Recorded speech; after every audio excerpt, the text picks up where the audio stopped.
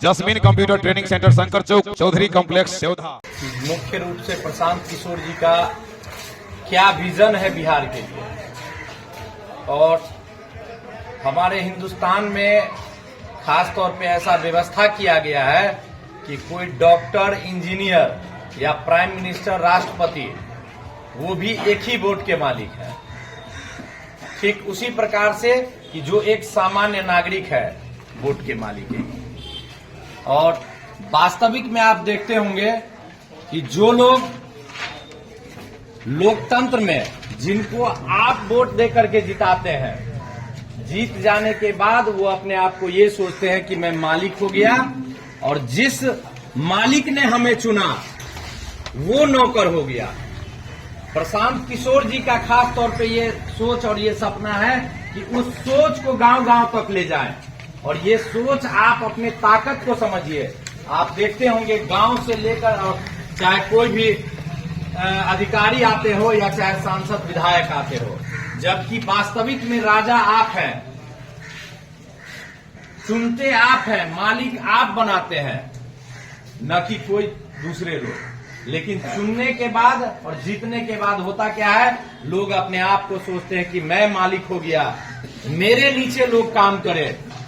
तो ये जनसुराज का खास तौर पे यह सोच है कि इस सोच को बदला जाए, और मेरा जब सरकार आएगा, आप लोगों के चुनते हैं यदि आप लोग, तो हम आपके लिए ये काम करेंगे। आपने अब तक के सरकारों को लगभग सभी लोगों ने देखा है, किसी से कुछ छुपा हुआ नहीं है।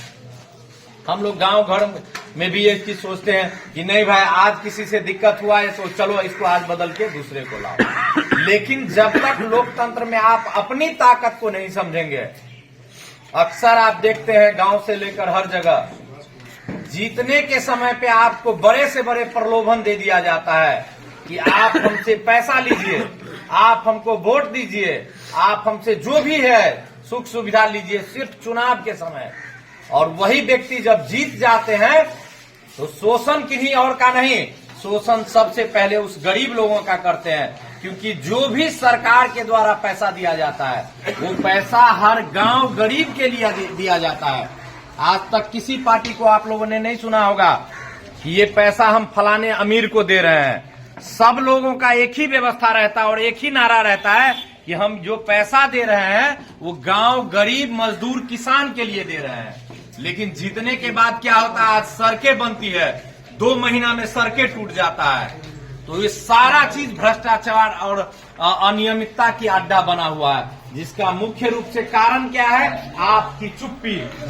और इस चुप्पी को जब तक आप नहीं तोड़िएगा, सरकार को सिर्फ बदल देने से, उस व्यवस्था को नहीं बदलिएगा, आप गांव से लेकर के आज के डेट में देख लीजिएगा प्रखंड तक बिना पैसे का आपका एक भी काम नहीं हो रहा है।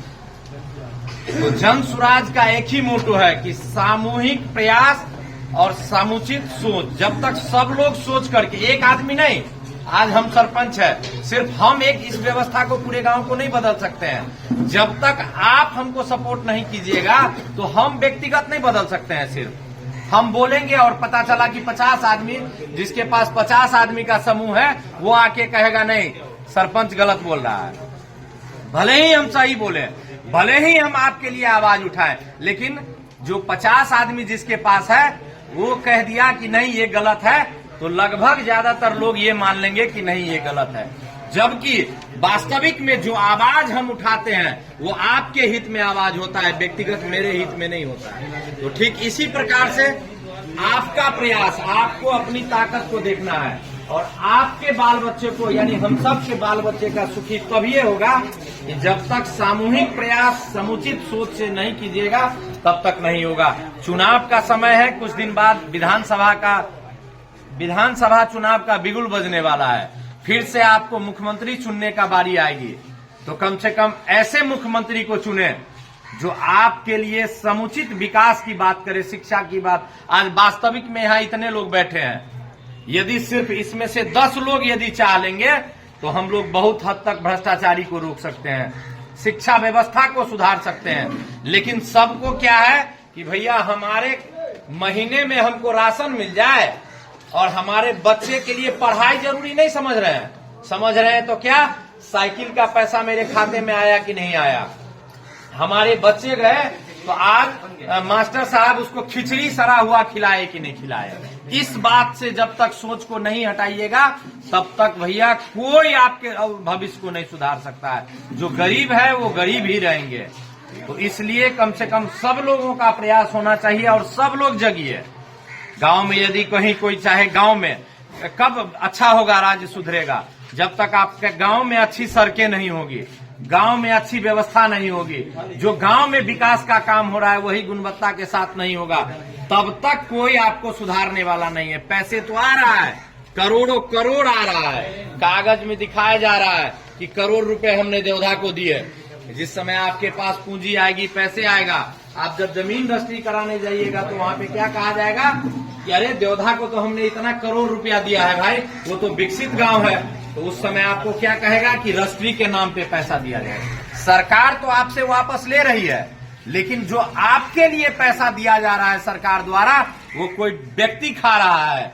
तो इसके लिए आपको जगना होगा। जब तक जगिएगा नहीं, विद्यालय में पढ़ाई नहीं हो रहा है तो कभी सप्ताह में 1 घंटा, आधा घंटा, 10 मिनट के लिए जाइए और वहां एक शिक्षक से सवाल कीजिए कि आप जो हमारे बच्चे को पढ़ा रहे हैं वो सही तरीके से पढ़ा रहे हैं कि नहीं पढ़ा रहे हैं। उसी के तहत उस सोच को, उस प्रयास को बदलने के लिए प्रशांत किशोर जी ने अपना एक मुहिम चलाया है, जबकि शायद बहुत सारे लोग उस व्यक्ति को नहीं जानते होंगे।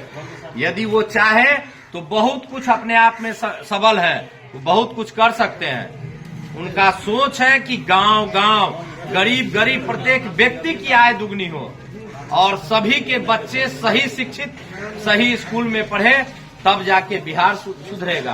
तो इन्हीं चंद शब्दों के साथ पुनः हमारे जन स्वराज के मित्रगण जितने भी हैं आए, उन सभी का बहुत बहुत धन्यवाद। एक बार आप सभी लोग उनके लिए जोरदार तालियों से पुनः स्वागत कीजिए और आने वाले चुनाव में खास तौर पे अपनी सोच को सजग रखिए और उसी सोच को अपने विकास के लिए जो आपके गांव में किया जा रहा है उस पे भी लागू कीजिए। यदि डरिएगा तो सब दिन डर डर के डराने वाले डराएंगे और आपको चुनाव के समय में पैसे का लालच देके जो संपत्तिवान होते हैं, जो पूंजीपतिवान होते हैं, वो चुनाव के समय आपको आएंगे, मांस दारू का लाभ देंगे और 500,000 का लोभ देंगे और जीतने के बाद आपका ही शोषण करेंगे। इस चीज के लिए भी आपको सजग होना है। सजग रहिए और अपने अपने कम से कम बाल बच्चों के लिए सोचिए। इन्हीं चंद शब्दों के साथ मैं अपनी वाणी को विराम देता हूँ। बहुत बहुत धन्यवाद। Jasmeen computer training centre, Shankar Chowk, Chaudhary complex,